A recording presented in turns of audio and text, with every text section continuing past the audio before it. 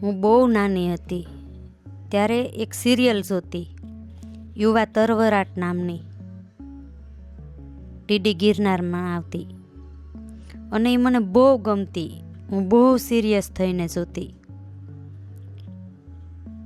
એ સમયને લગભગ 30-35 વર્ષ થઈ ગયા. હા, 30-35 વર્ષ જેટલું તો ચૂઝ હશે.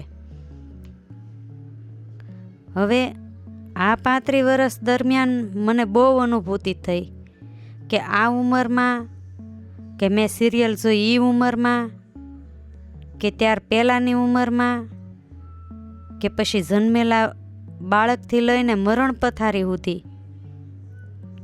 તરવરાટ તો બધી ઉંમરમાં એક જ હરખ્યો છે.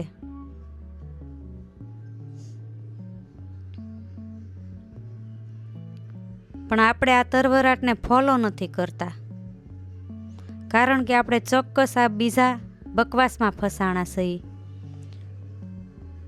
એટલે આપણે આ બધા બકવાસને જ ફોલો કરીએ છીએ. આણે આમ કીધું ને આણે આમ કર્યું, એટલામાં જ આપણું દિમાગ સીમિત છે. સમય આવશે જ ત્યારે હુંય બતાવી દઈ, હુંય કહી દઈ.